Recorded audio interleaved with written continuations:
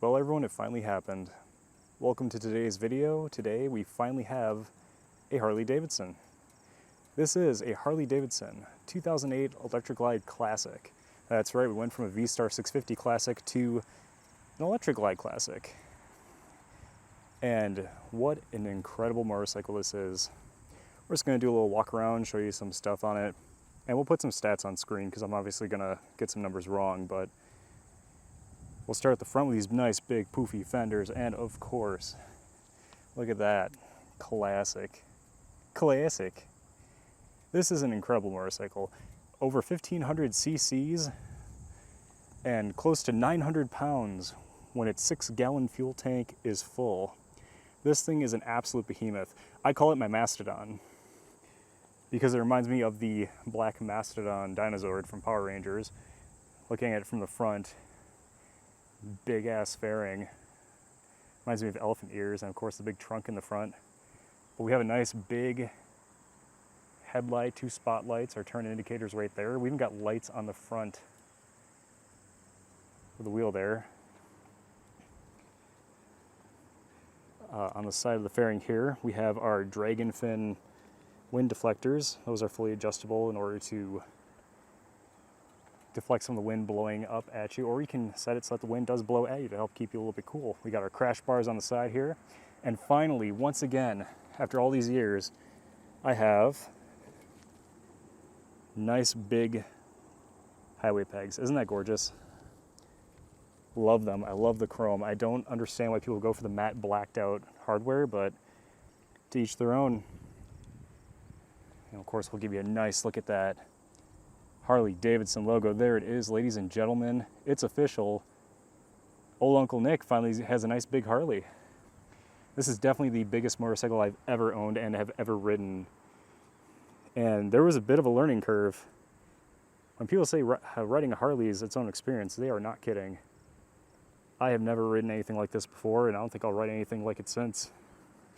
This motorcycle has a beautiful black, white, and silver motif of fire all over it in the accents. Here's on the fuel tank, all the way to the floorboards, and even the passenger floorboard, Harley Davidson, and there's the flames. Even on the locking saddlebags, look at that. Flames, fire everywhere. And again, this is a huge, over 1,500 cc V-twin engine. And something else you might have noticed too, again, I bring up the floorboards. I love the floorboards. Years ago I said I think that the pegs looked better. They're more aesthetically pleasing. I'm a true convert now. I can't go back to pegs. What's nice about these floorboards too is if you'll notice, they flex a little. That's almost like a little shock absorber to help with the vibration from the engine and the road. So that's very nice. This V-twin engine is air-cooled. It's not radiator-cooled, so there is that. Something else about Harleys too is everywhere you look, the little Harley Davidson badge is like everywhere.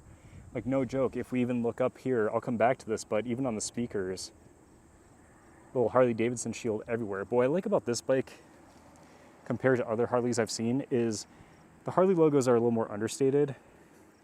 Like you can tell it's a big ass Harley, but it's not screaming it all over the place in like big bright orange logos. So something you've noticed about this bike, this is a touring motorcycle, which means ample storage. We got tail pack, 2 hard saddlebags, everything locks, which is super nice because I absolutely love using this for my everyday everything. I use this for shopping all the way up to long trips on the road. And of course, who doesn't love the RC car antennas? Here, I'm gonna do this for all you people that ever wanted to do this. I don't know why I think that's so funny, but there it is. It reminds me of old Tyco RC cars from when I was a kid. If we come along to the back, oh, before we go any further, you'll also notice crash bars in the front. We got crash bars on the rear. And I also have these installed. If you look there, under the primary cover, and on the front right there, we have drop guards from motorcycledropguards.com. Jerry Palladino, a great motorcycle YouTuber on this platform, made a video about them. I purchased them, and they've been great for practicing my slow maneuvers on this bike. But also, great way to maintain your investment, because Harleys are definitely an investment. They certainly hold their value. And we'll come around to the back. First thing I'll show you is there's classic right there. God, that reminds me of old K cars. I love it. And look at that on the back, Harley Davidson. I love the logo on this bike. It's more understated. It reminds me of like animated series Batman, film noir. Just really, really cool. And then on the back, as is tradition, we're not going to broadcast our license plate to the world. No, no, no. But we got our turn indicators. We got a light on the back. And we have a Reinhardt true dual exhaust system, which you will hear momentarily. And they are loud, but they're not obnoxiously loud, but they're pretty damn loud. I'm not gonna lie, you'll hear too. Microphones and cameras and YouTube don't do these things justice. So we come along to the other side. Here are our locking latches and our lock for our tail pack. I'll show you what the saddlebag looks like when it's open in a picture. This is kind of hard to do with only one hand, but this guy I'll crack open and show you what this looks like. We'll open that up, and there's my helmet. And a little bonus thing for all you people watching. Love me some anime, if you can tell me what that's from. 3, 2, 1, and that is from Big O. Super great anime. Definitely watch it. There's my camera bag. But yeah, there's room for 2 helmets. I put my helmet and my jacket in there sometimes. I'll also bring a pair of shoes. So if I'm riding with my motorcycle boots, I can change into my regular tennis shoes. So that way I don't have to carry around a helmet or wear motorcycle boots all day long anymore. So that is super nice. And of course we have a little pouch for keeping all our documents and everything else we need. And again, I'll show you a picture of what that looks like open, just because we're gonna kind of keep this moving along.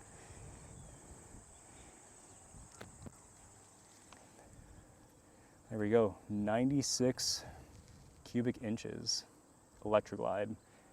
Isn't this thing just beautiful? Like, isn't this just the most gorgeous bike? And of course, this is a 6-speed. One of my biggest complaints about the V-Star 650 in the end was that in 5th gear, it felt like it needed another gear to go up to, because it just felt like it ran out of power on the highway and on the freeway. But here, you'll cruise.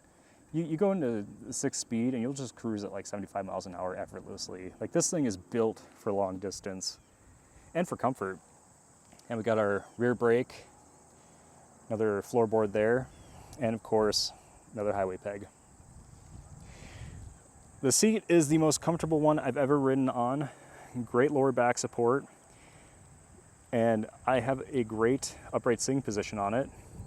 There it is in conjunction with the handlebars. Now, for stats, I am 6 foot even and 225 pounds. I'm not fat. I go to the gym a lot. So for me, if it's just fine, I can flat foot, no problem. A passenger seat, oh man. I've never given out more rides on a motorcycle in my life than I have this past season, ever since I got this bike. People just love riding on the back of this thing because it's so effortless. You just chill out in the back. They don't have to lean with me or do anything. They just have to relax. And of course, underneath the seat is the battery. That's going to be a little bit more difficult to get to just because of the design of it. The V-Star was nice because it had like a little side cover you took off. This, you have to take off the entire seat. So that's going to be a bit of a project. But other than that, yeah, we have our nice big disc brakes.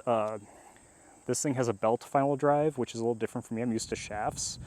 But the transition of power to the belt drive feels a lot smoother than it did on the shaft. And even though this bike is close to 900 pounds, it feels more nimble and lighter in turns while I shift because of how smooth that transition of power is. So now let's look at the actual instrument cluster. So of course, on each side here and there, we have our own stereo system, AM, FM, CB, navigation. It even has a CD player and an aux in. That's how I run my Bluetooth from my phone into here. So I can get turn-by-turn directions through the speaker system, or of course if I just want to listen to Spotify or whatever, I can do that. We have our battery, oil, RPM gauge, speedometer, our fuel gauge. Yeah, fuel gauge is definitely different. I can still figure out my fuel economy without it, but I'll put fuel economy on the screen. But yeah, basically that's just a really nice thing to have. And of course, air pressure gauge might be a little glary, but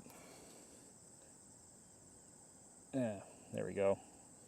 It's not stupidly important, but of course, there it is. And of course, we have controls for the spotlights down here. And then we also have an accessory switch. Now, what sucks about the accessory switch, it's a good and bad thing, because we have a accessory port here, and look at that. It's an old school cigarette lighter, but of course this is where you'd plug stuff in. The reason why I don't use it though is because when you hard lock the handlebars to the left, this basically goes right up against the fuel tank. So it's not useless, but I mean, it's just kind of a neat thing to have. It is kind of slick to be like, someone goes, hey, you got a light? And I just push in my bike and I'm like, here you go. So it's one of those like neat little nice to haves on this bike. So there is a nice approximation of what my view is while I ride. I would say that's actually, here, let me hop on quick. So there we go. This is basically, yeah, right here this is what it looks like when I'm on it. So I got my rear view or my side view mirrors. Yep, and there I am. Hello. And yeah, this is my view from the pilot seat, essentially. Got control to all of my radio functions. On this handlebar, I have my horn, which still sucks. Even Harley horns are little bitch horns. High beam, low beam, left turn indicator, my media switch. So this can be used to change certain things like the contrast of the LCD screen and other media. And then on the other side, I have my my kill switch, my starter, my right turn indicator. This is another media switch. It goes up, down, and it pushes in. And this can be used to control like changing radio stations, the next track on a CD, you know, what have you. And then on here, this little center module, if you lock it all the way to the left and then turn your handlebars, it'll lock the handlebars in place. And then I'm just gonna go ahead and turn it to ignition. I have the radio muted because obviously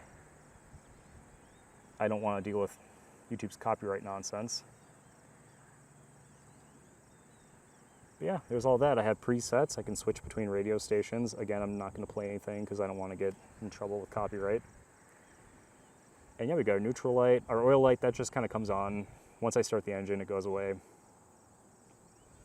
And I guess the last thing I'm going to go over quick is, speaking of that air gauge, there is an air suspension.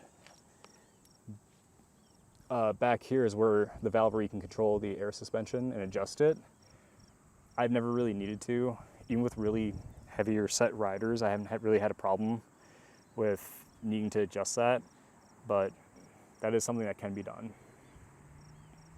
All right, well, that's about all that I really feel I need to go over. Let's start it up.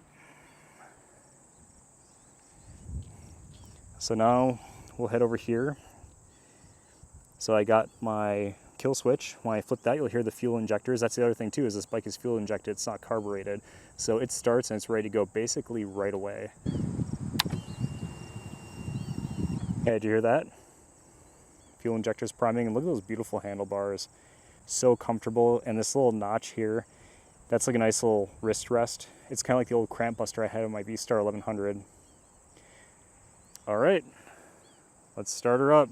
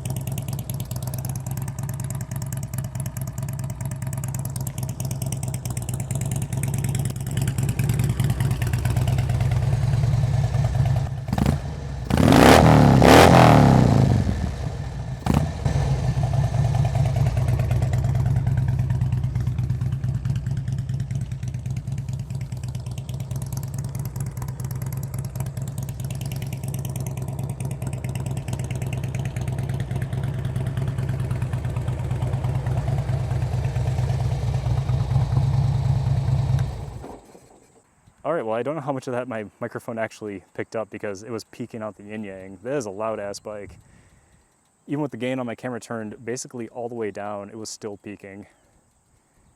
So another reason why I like to ride with earplugs. But yeah, I'll just do one last quick little walk around, and I just wanted to share this with you guys and say to all the people who own Harleys, I get it now. I understand, like, it's a different experience, and I still love my Japanese cruisers. I love my V-Stars and my Suzuki Intruders and my Honda Shadows and stuff like that. They're a lot of fun to ride, but man, nothing beats a big-ass American Harley.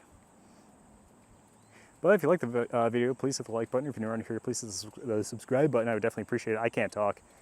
I'm flabbergasted. I'm stunned as to why I'm not riding this thing and I'm talking about it. But I hope you guys enjoyed this. I know I did. And beautiful day, no wind, 60 degrees out. We're gonna get back on the road. But anyways, thanks for watching, guys. Have a good night.